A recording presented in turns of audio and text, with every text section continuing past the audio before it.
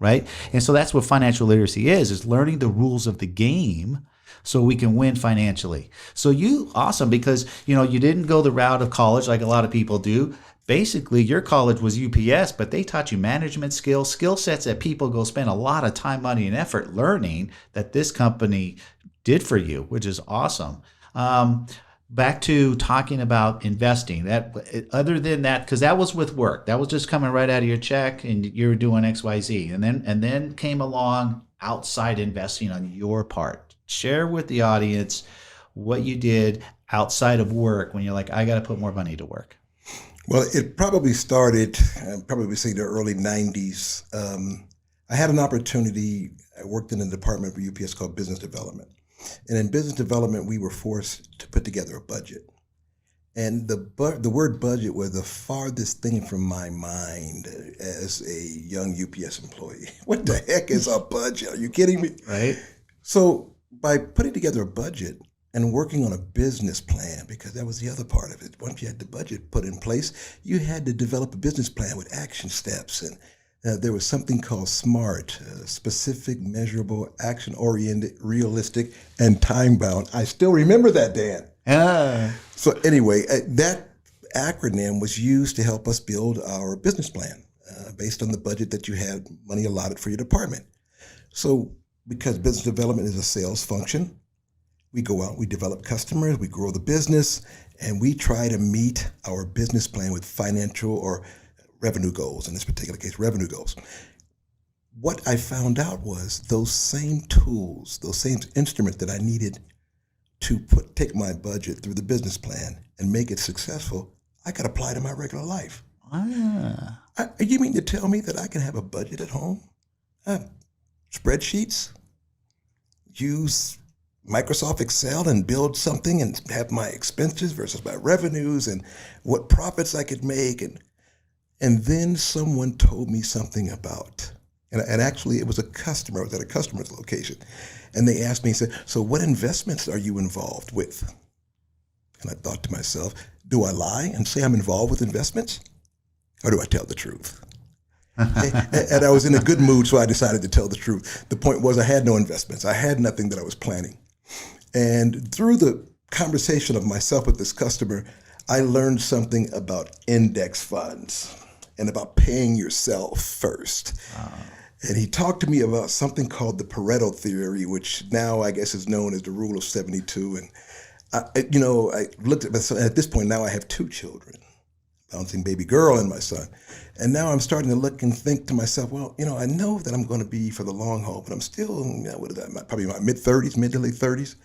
And at that point I began to realize, I'm going to have to pay myself first.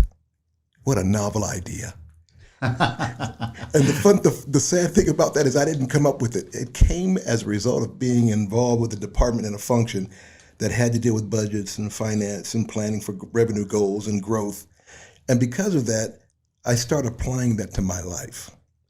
And so obviously doing just a little bit of research, you start reading about owning stocks and buying, investing in yourself by getting additional education. And as I say, if you can sit down with yourself and have a conversation, and when you start answering your own questions, you know that you're on the right path, Kevin. Right. So that's awesome. That's really awesome, because you've been to like I said, my workshops, and that's what we teach, right? I mean, I teach that to my kids. Listen, you get that check. Who gets paid first? Who's your first bill you're going to pay? And 9 times out of 10, I've asked this question to hundreds of people, and they all think, I got to pay my rent for my mortgage first, right? That's first on the list. I got to live somewhere. I said, wrong. You got to pay yourself first, right? Nobody more important than you.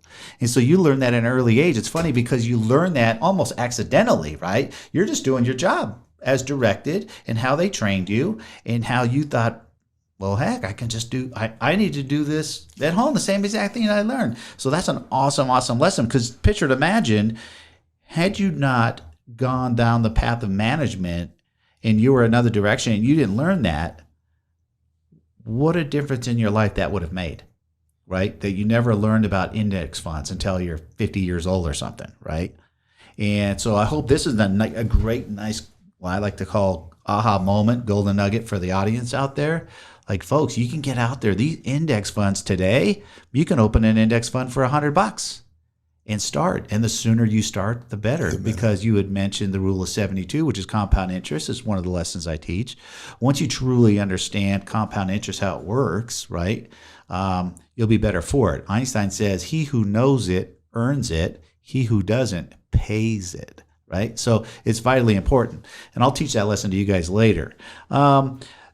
So here you are, you're cruising through. Sounds to me like you're probably about midway through your career, 15, 18 years in. You got your family going, you got your 401k going. Now you started with your index funds, and you probably figured, hey, you know what? I can see the finish line.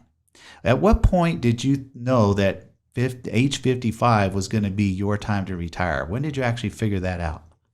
Yeah, and again, another excellent question, because as time went on in my UPS career, there was a benefit that was dangled out there that in my early years of my management journey, it didn't mean much to me. But as I got older, especially in my early 40s, I began to realize that, there's something called medical, good health, paying for the opportunity to go see a doctor that doesn't break the bank, so to speak. And UPS offered, as part of the manager program, if you reach age 55 and you have at least 25 years of service, you will receive, as the golden nugget, the pot at the end of the rainbow, you receive a pension equivalent to 65% probably of your gross pay, and medical for life. And that medical for life was enough for me in my early 40s to say, that's worth striving for. If I can make it to the finish line, if I can get to that goal line and cross that goal line, the nugget waiting for me in free medical was enough for me to push, and I just kept pushing. Nice. And again, I guess we all know how important that is, because medical expenses are ridiculous. So here we are. You said, you end up retiring at 55, and talk to me about during those years. And again, I want to really give some good value out there to the folks that are out there listening, and maybe they're with a company, parallel to a UPS or what have you, and they're on the fence. Should I stick it out, not stick it out? I don't know if I'm making enough, or stick it out. What kind of advice would you give somebody out there with that type of company, and how to be able to retire, 55 or even 60, let's just say? Well, the first advice I'd give is there were many times, because, one of the advantages I had with a company like UPS is they have assistance programs. The thrift plan I mentioned earlier. Another plan was probably in, I want to say, late 90s, the company went public. And as a result of the company going public, I had an opportunity to buy or purchase UPS stock at a discount. And every free penny I had, I was buying UPS stock. And the reason I was buying that is because UPS paid a quarterly dividend. So not only was I buying stock at a discount in a very progressive company, it had a quarterly dividend it was paying out, and I would just reinvest the dividend back into that fund account. But I also began to realize, as I got closer to the end and trying to make a decision about what exactly I wanted to stay focused on, I had to give up some things. I would drive a 10-year-old car. I wouldn't buy a new suit unless my other suit really just went out on me. And I became, I don't want to say cheap. My brother would call me cheap, but I was frugal. I was, and my wife was on the same page with me, and we just didn't spend over our means.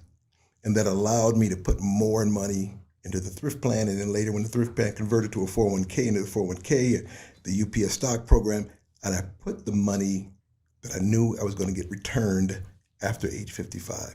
And that process worked for me. So, okay, so you live within your means.